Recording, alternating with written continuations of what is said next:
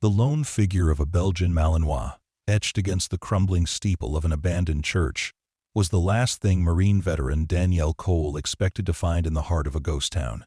The dog stood like a sentinel, its loyalty unwavering, its purpose a mystery. But it was inside that decaying sanctuary, in the silent confession of a sealed military file, that Dani would find the most haunting secret of all. It wasn't just a list of fallen soldiers from a forgotten war. It was a tombstone on paper, and etched upon it was her own name. Before we carry on, please hit the subscribe button to make my day, and let me know where you are watching from in the comments. The silence of the high plains was a living thing. It pressed in on Danielle Cole, a physical weight on her shoulders, a constant hum in her ears that almost drowned out the ghosts. She rode her battered '87 Harley Sportster not as a form of transportation, but as a method of exorcism. As long as the engine roared and the road blurred beneath her, the memories couldn't quite keep pace. The memories of sand and sun, of shouted commands, of the deafening blast that had turned her world to fire and ash. The ambush in the Helmand province had taken her entire unit, leaving her the sole, inexplicable survivor. The official report called it a tragedy. The commendation for valor called her a hero. Her nightmares called her a liar. She lived on the move, a transient existence funded by a meager disability pension and odd jobs that required little talking and no questions. She drifted through the forgotten corners of America, the small towns bypassed by interstates and progress, places where the ghosts of the past felt right at home with her own. It was a breakdown that led her to Redwater, Nevada. Not a mental breakdown, though she was never far from the edge of that particular cliff, but a mechanical one. The Harley's engine sputtered, coughed a plume of black smoke, and died with a final, pathetic clatter. She coasted to a stop on the cracked asphalt of what used to be a main street, the silence rushing back in with a vengeance. Redwater was a skeleton picked clean by time. Weather-beaten storefronts stared with vacant, broken window eyes. Tumbleweeds, the clichés of desolation, huddled in doorways like frightened refugees. The town had died decades ago when the silver vein ran dry, leaving behind only the bones of its ambition.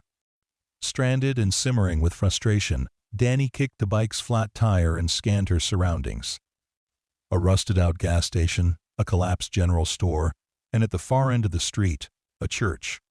Unlike the other buildings, the church possessed a stubborn integrity. Its stone walls were mostly intact, and its steeple, though listing slightly, still clawed at the vast, indifferent blue sky. It looked like the only place that might offer decent shelter from the relentless sun. As she approached, her worn combat boots crunching on the gravel, she saw him. At the top of the wide stone steps leading to the church's heavy oak doors, a dog stood watching her. It was a Belgian Malinois, a breed she knew as well as her own rifle. Its coat was the color of fawn and dust, its muscles coiled with a latent power that spoke of peak physical conditioning. It was lean, too lean, but it held its ground with the unshakable discipline of a trained soldier. A tattered but still functional tactical harness was strapped to its torso, a faded stencil of the letters K9 barely visible on its flank. This was no stray. This was a military working dog, a four-legged warrior, stranded just like her in the middle of nowhere. "Easy, boy," Dani said, her voice low and calm, the way she'd been taught. She stopped at the bottom of the steps, showing her empty hands, just passing through. The dog didn't bark or growl. It simply watched her, its head cocked, its dark, intelligent eyes assessing her every move. There was a deep sadness in those eyes, a weariness that resonated with the exhaustion settled deep in her own bones. He was a veteran, she realized. Another lost soldier haunted by things he couldn't articulate. She sank to a sitting position on the bottom step, giving him space, showing him she was not a threat. She pulled a protein bar from her jacket pocket, unwrapped it, and broke off a piece, placing it on the step above her. "You look like you could use this more than me," she murmured. The dog's gaze flickered to the offering, but he didn't move. He was on duty. He was guarding the church. But why? What could possibly be inside a derelict building in a ghost town that required the protection of a highly trained military K-9. The question hooked into her, a welcome distraction from the circular track of her own bleak thoughts. For the first time in a long time, Danielle Cole was faced with a mystery that had nothing to do with her own broken past. She didn't know it yet, but she was wrong. It had everything to do with it. For 2 days, they maintained their silent vigil. Dani worked on her bike, scavenging what little she could from the abandoned gas station. But the damage to the engine was too severe. She was stuck. During the long, hot hours, she would talk to the dog, telling him about her bike, about the weather, about nothing at all. She never tried to approach the church again. She respected his post. She called him Shepherd, Shep for short, a nod to his breed and his steadfast guardianship. She shared her dwindling food supply with him, leaving portions on the steps, which he would only eat after she had retreated to a safe distance. He was losing weight, and his coat was matted with burrs, but his discipline never wavered. On the second night, a pack of coyotes, emboldened by the scent of food, slunk out of the desert twilight. Shep met them not with frenzied aggression, but with a terrifying economy of motion. A low rumbling growl that vibrated through the ground, a baring of teeth, a single, explosive charge that sent the pack scattering back into the shadows. He was a professional, and his quiet competence was a balm to Dani's frayed nerves. It reminded her of the men she had served with, the silent understanding and shared sense of duty that had been the bedrock of her life before it was shattered. On the third morning, Dani woke from a particularly bad dream, the phantom smell of cordite and burning diesel fuel filling her nostrils. She sat up, her heart hammering, her body slick with a cold sweat. Shep, who had taken to resting on the top step, was on his feet, whining softly, his gaze fixed on her. He seemed to understand.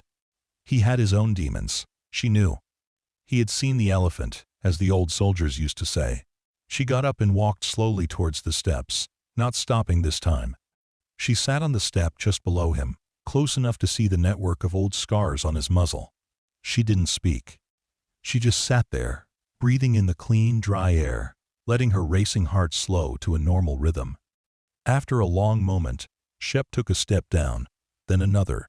He nudged her hand with his cold, wet nose. It was a simple gesture, but it felt like a seismic shift, an acceptance. He then turned, looked at the heavy church doors, and whined again. A clear invitation. Her curiosity finally overriding her caution, Dani stood and followed him up the steps. The doors were unlocked. She pushed one open, the hinges groaning in protest. A shaft of dusty sunlight pierced the gloom, illuminating a scene of serene decay.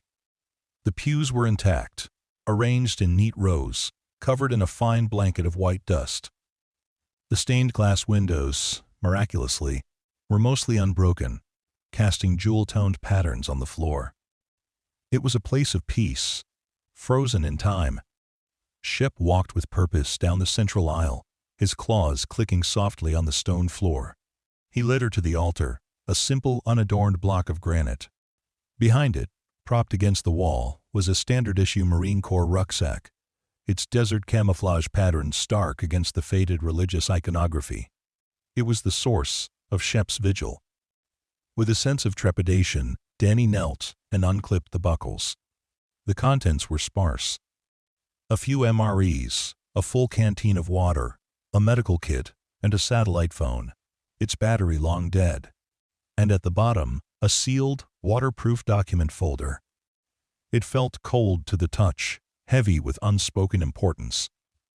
She carried it to the front pew and sat down, the colored light from the windows painting her face in shades of ruby and sapphire. Shep rested his head on her knee, his warm presence a comfort against the sudden chill that had entered the church. With trembling fingers, she broke the wax seal on the folder and opened it. The first page was a mission briefing. Top secret / no foreign. Her blood ran cold. This was a classification far above anything she'd ever been cleared to see. The mission was codenamed Operation Sundown. The objective was listed as high-value asset extraction, but the location coordinates made her stomach clench. It was the same desolate stretch of road in the Helmand province where her unit had been hit. She flipped through the pages, her horror mounting. There were satellite images of the ambush site taken just hours before they had arrived, showing enemy combatants moving into position. It wasn't a random IED. It was a planned, deliberate attack. They had driven into a kill box. There were communication logs, heavily redacted, showing that air support had been deliberately rerouted away from their sector minutes before the attack. It was a setup. Her men hadn't died in a tragic accident of war. They had been sacrificed. Her hands shook so badly she could barely turn the last page. It was a personnel manifest. A list of the soldiers assigned to Operation Sundown.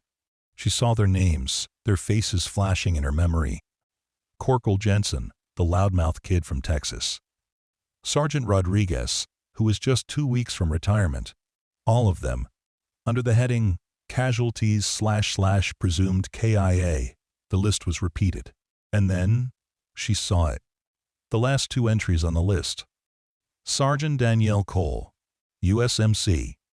Sergeant Marcus Thorne, USMC. Handler. K9 Unit Ragnar. The breath left her body in a ragged gasp. She stared at her own name, officially listed among the dead.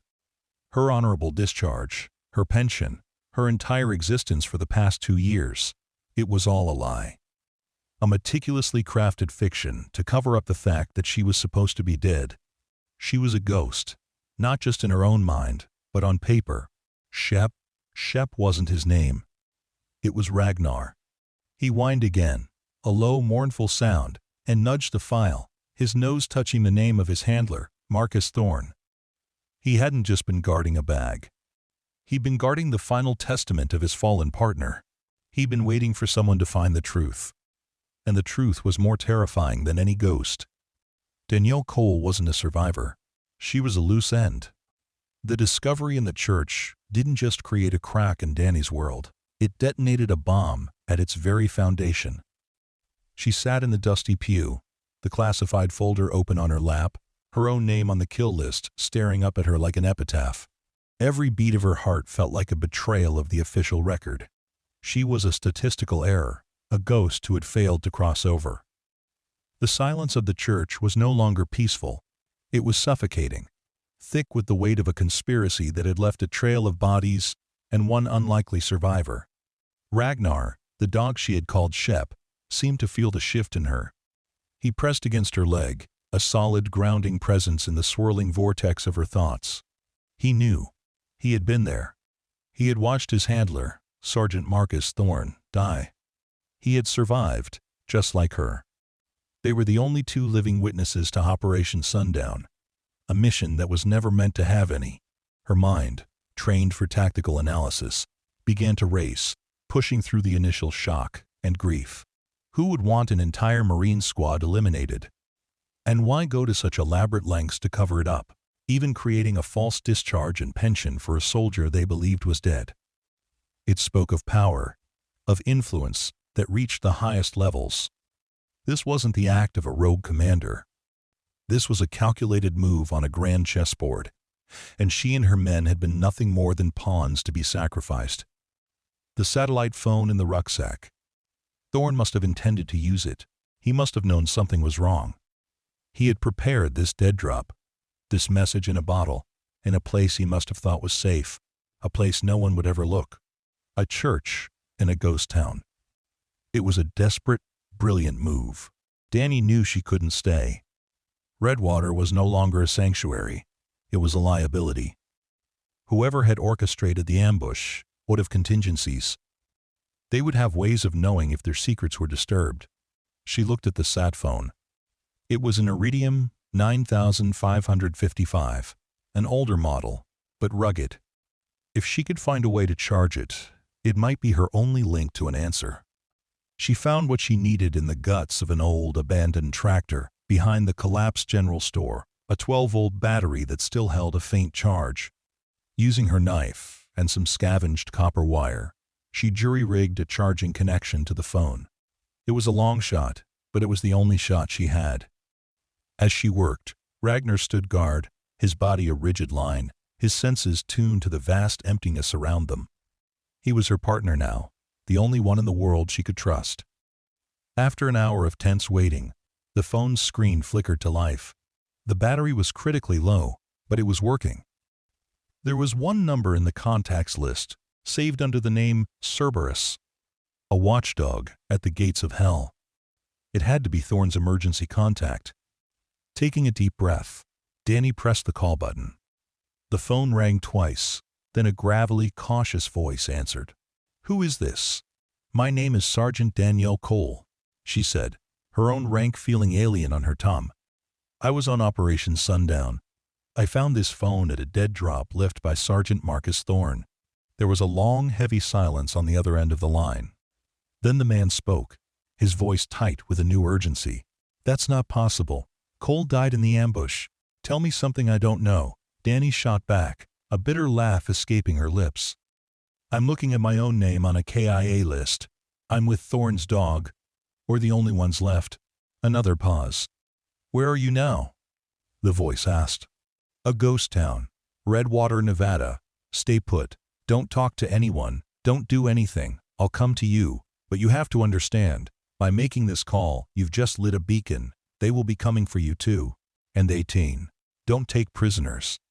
The line went dead. A new kind of fear, colder and sharper than anything she had felt in combat, settled over her. She had been running from ghosts, but now she was being hunted by monsters of flesh and blood. She looked at Ragnar, whose ears were now perked, his head tilted towards the empty highway leading into town. He had heard it before she did. The distant, approaching sound of an engine. It wasn't the cavalry coming. It was too soon. This was them. The cleaners. The people who buried secrets and erased loose ends. "Time to go, boy," she whispered, grabbing the rucksack and the precious folder. Her motorcycle was useless. They would have to go on foot, across the open desert. It was a suicide run, but staying was a death sentence. They slipped out the back of the church, just as a sleek, black SUV, the kind favored by government agencies, rolled silently into town. Two men in plain clothes, but with the unmistakable posture and alertness of trained operators, stepped out. They moved with a chilling efficiency, sweeping the area, their eyes missing nothing. Dani and Ragnar used the cover of the decaying buildings to move west, towards a ridge of low hills that offered the only hope of cover. It was a desperate race. The sun beat down on them, and the terrain was treacherous, all loose rock and thorny scrub. Ragnar moved with a fluid grace, but Dani could feel her old injuries, the shrapnel scars on her leg and back, aching in protest. They were halfway to the ridge when a shout echoed from the town. They had been spotted. A moment later, the sharp crack of a suppressed rifle shot split the air, a puff of dust erupting just inches from Dani's foot. They were running in the open now, a life-or-death sprint.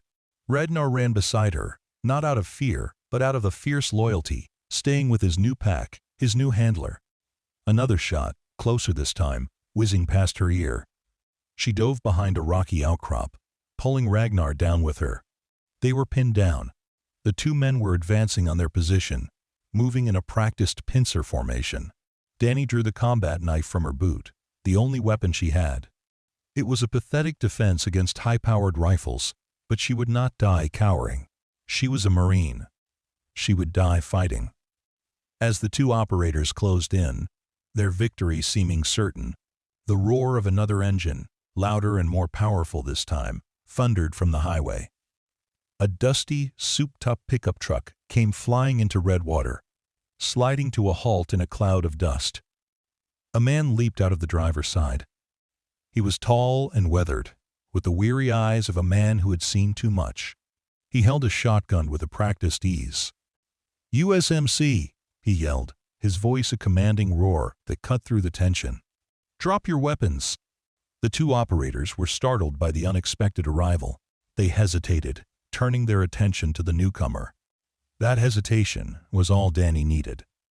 She burst from behind the rock, Ragnar at her heels, charging not at the operators, but at an angle, towards the truck. The man with the shotgun laid down a blast of covering fire, forcing the operators to take cover. "Get in!" he yelled. Dani threw the rucksack into the truck bed and scrambled into the passenger seat, Ragnar leaping in beside her. The truck roared back to life, spitting gravel as it fishtailed onto the road and sped away, leading the two frustrated operators standing in the dust of the ghost town.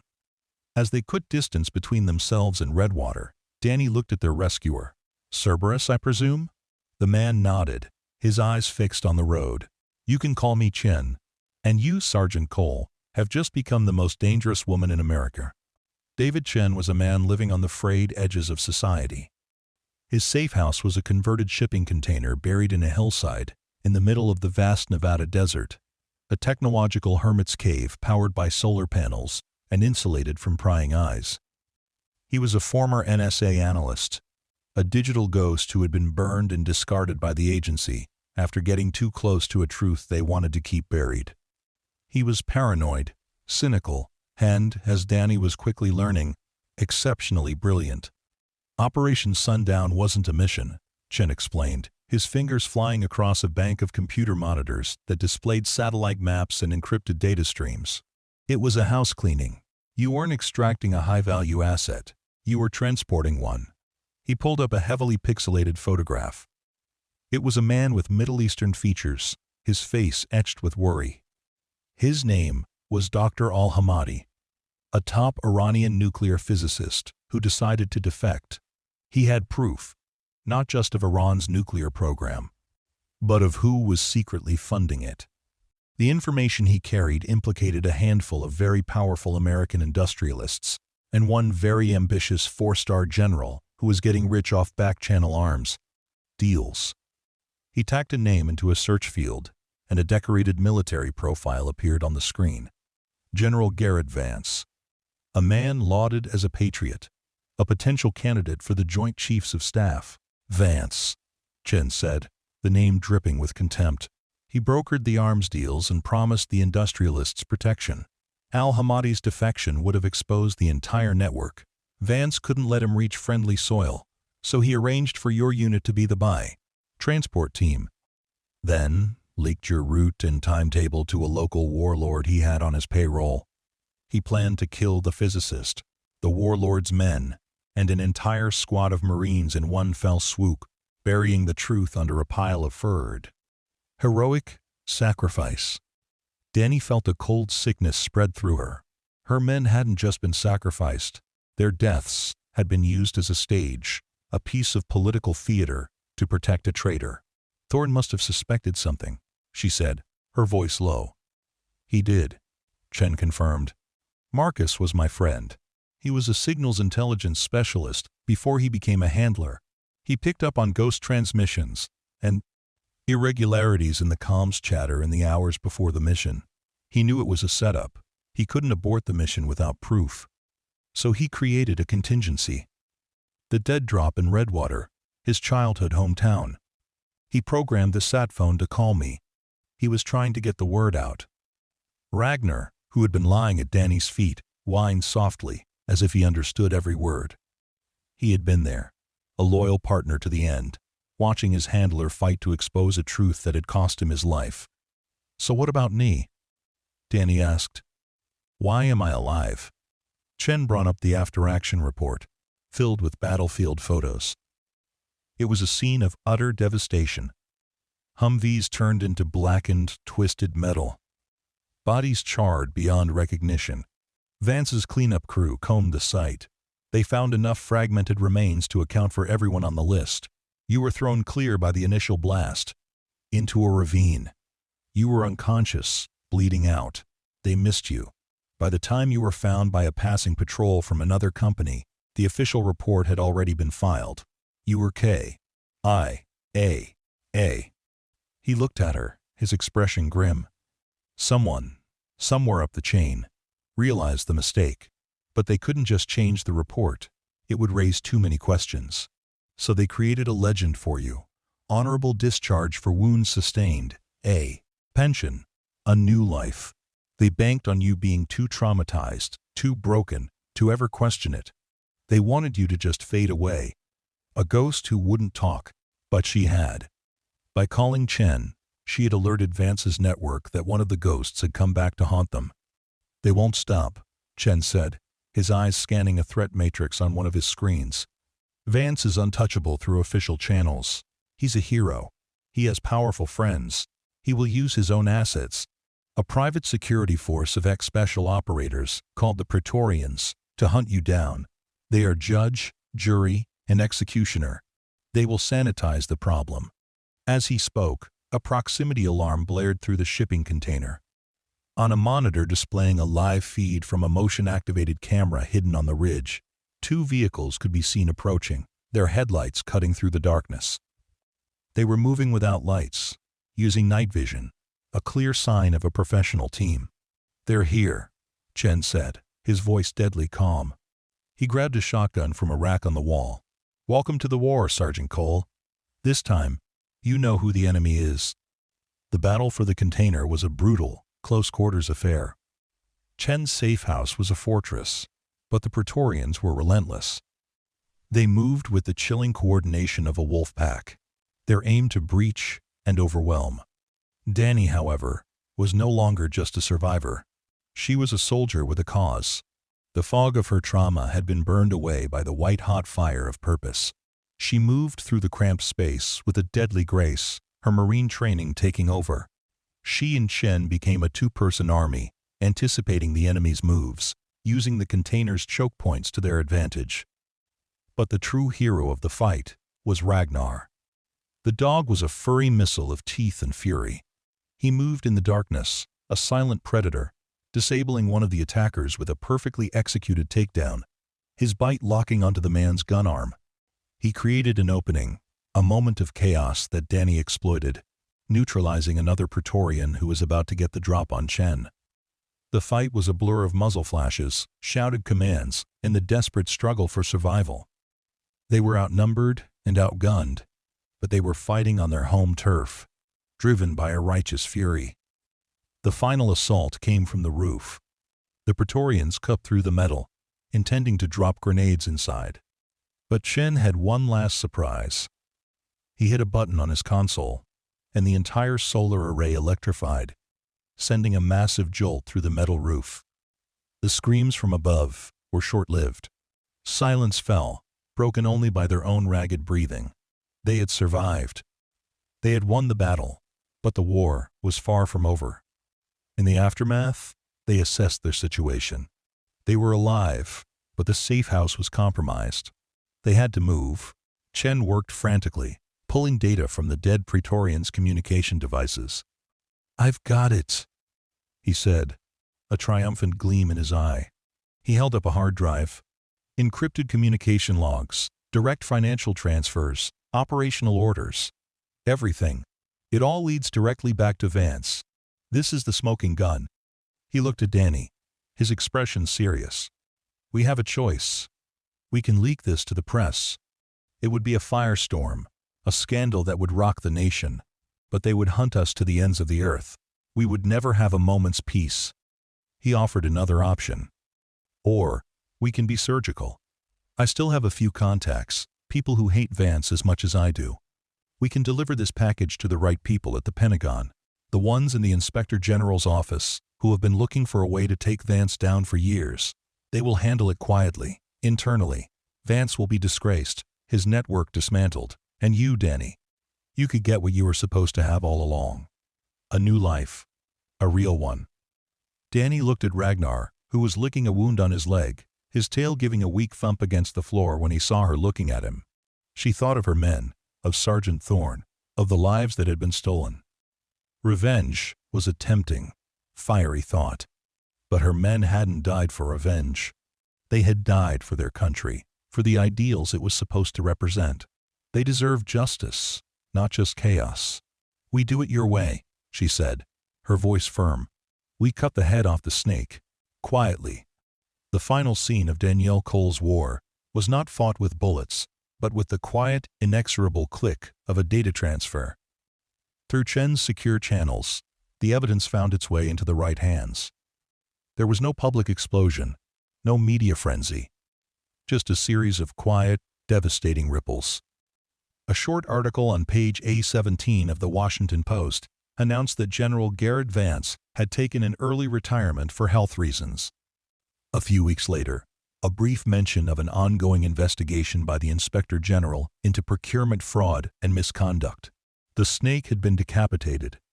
Its network of industrialists and corrupt officials crumbled without its leader. Months later, and a world away, Dani sat on the porch of a small, secluded cabin nestled in the mountains of Oregon. The air was crisp and smelled of pine and damp earth. She had a new name, a new identity, one that was real and solid. She was no longer a ghost. She was a woman at peace. Her Harley, lovingly restored, was parked in the driveway. But she didn't feel the need to run anymore. The ghosts of her past had finally been laid to rest, their sacrifice given meaning. A familiar weight settled on her lap. Ragnar, his coat now thick and healthy, his eyes clear and content, rested his head on her knee. He was no longer a sentinel guarding a tomb, but a companion sharing a home. They were a pack of two veterans who had found their way out of the darkness together. Dani stroked the dog's soft ears, her gaze fixed on the sun setting behind the jagged peaks, painting the sky in brilliant hues of orange and purple. The silence here wasn't empty or oppressive. It was calm, it was whole. It was the sound of peace. She had walked through the valley of the shadow of death, had seen her own name carved on a tombstone, and had emerged on the other side, not unscathed, but unbroken. She had found the truth in a lonely church, and in doing so, she had finally, truly, found her way home. The hard-won peace settled into Dani's bones like a gentle warmth, chasing away the last of the deep lingering chill of her past. Her new life, under the name Holly Jensen, was a quiet mosaic of simple routines. She would wake with the sun, the Oregon pines filtering the morning light into soft, hazy beams across the floor of her cabin. Her first act of the day was always to let Ragnar out, watching as the magnificent dog moved with a newfound lightness, no longer a sentinel on high alert, but a creature reveling in the freedom of the forest. They would walk the trails she had cut herself, their path a silent conversation, a shared understanding that needed no words. She had rebuilt the Harley, its engine now a steady, reliable thrum, but she rarely rode it far. It was no longer an escape vehicle, but a relic of a former life, a reminder of the journey that had brought her here. Her days were filled with the tangible tasks of homesteading, chopping wood, tending a small garden, repairing the cabin's ancient plumbing. Each task was a meditation, a grounding force that kept her tethered to the present. The ghosts of Hellman still visited her dreams some nights, but their voices were fainter now, their faces less accusing.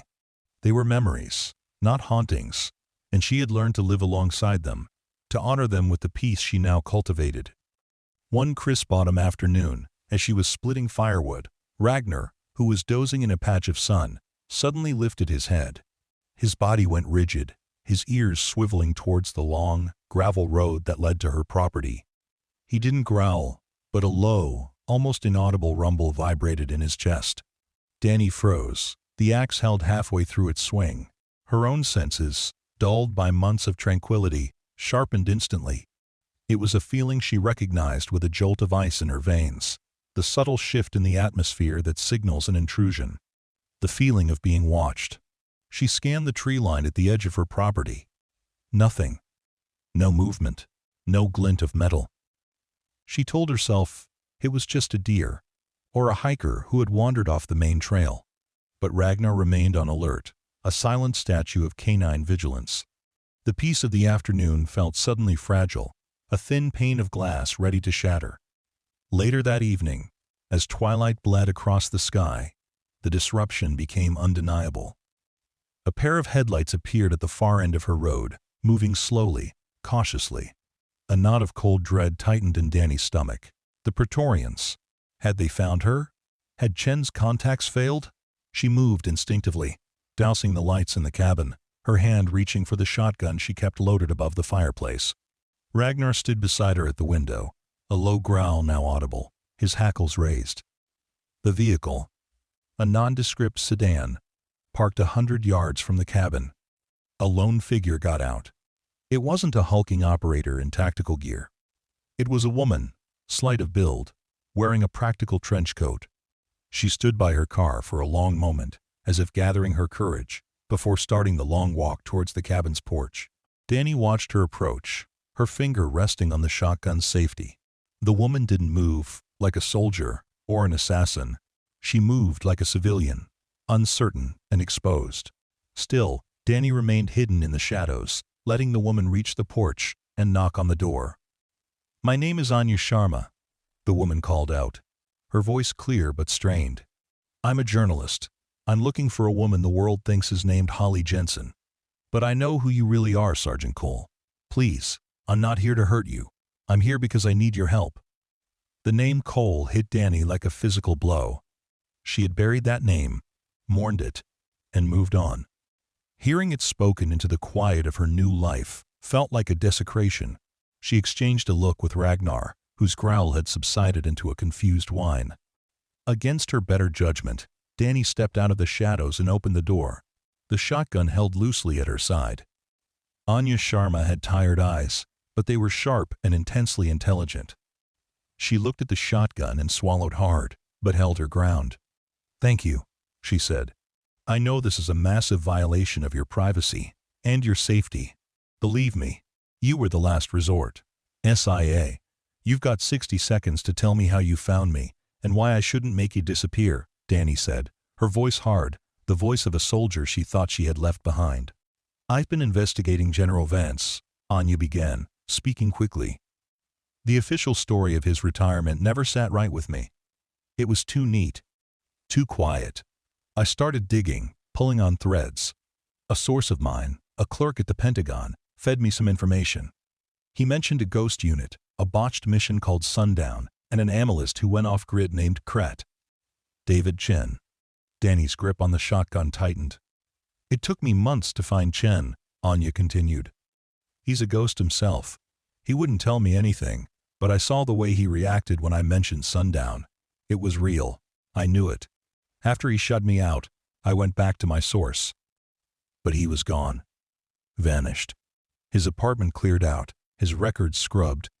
Before he disappeared, he sent me one last thing. An encrypted data key. And a name. Harley Jensen." She reached into her coat pocket and pulled out a small metallic object that looked like a USB drive. "He told me you were the key to all of it, that you were the only other person who knew the truth." "The truth about what?" Dani asked, her voice dangerously low. "Vance is gone. The network is dismantled. It's over." "That's when I thought too," Anya said, her expression turning grim. "But it's not. Vance was just a branch, not the root. His security team, the Praetorians, they weren't shut down. They were absorbed, taken over by someone far more powerful and far more discreet. My source believed Vance wasn't just covering up arms deals.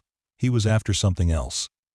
Something Dr. Al-Hamadi, the physicist your teen was transporting, had in his possession." Anya took a deep breath before delivering the final, devastating blow. Al-Hamadi wasn't just a defector. He was the chief architect of a next-generation weapon, a portable, tactical EMP device capable of knocking out the entire power grid of a city from a single, untraceable pulse. It's called the Medusa.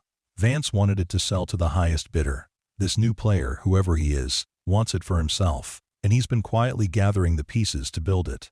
The silence that followed was heavy with the weight of this new revelation. Dani's hard-won peace was a fiction, a brief interlude between storms. The war hadn't ended, it had just gone into a dormant phase. "Why come to me?" Dani asked, though she already knew the answer. "Because this new leader is tying up loose ends," Anya said, her voice trembling slightly. "In the last 6 months, 3 key scientists who worked with Al-Hamadi have vanished from secure locations around the world. My source is gone. Chen is in the wind. You and I, we're the only ones left who can connect the dots. This is bigger than Vance. This is about a weapon that could destabilize the entire world. I'm a journalist. I write stories. I don't know how to fight this, but you do." Anya held out the data key. It glinted in the dim porch light, an object small enough to close a hand around, yet heavy enough to shatter her world all over again. Dani looked from the key to the dark, impenetrable forest surrounding her cabin. She could refuse. She could send this woman away, bury the shotgun back in its hiding place, and pretend this conversation never happened. She could cling to the fragile piece of Holly Jensen, the gardener, the homesteader. But Sergeant Danielle Cole, the soldier who had clawed her way back from the dead, knew that some wars follow you. The memory of her men, their faces clear in her mind, rose unbidden. They had died to stop this, to protect the world from men like Vance and his shadowy successor. To ignore this new threat would be to betray their sacrifice all over again. Ragnar, sensing the storm of conflict within her, moved to her side and nudged her hand, his warm, solid presence a familiar anchor. He looked up at her, his intelligent eyes not with the sadness of their first meeting, but with a quiet, unwavering readiness. He was her partner. He would follow her lead, wherever it took them. Dani looked at Anya Sharma, the tired, terrified, but resolute journalist who had risked everything to bring her this warning. She slowly reached out, her fingers closing around the cold metal of the data key. The peace was over. The hunt was on. And this time, she wouldn't be the one running.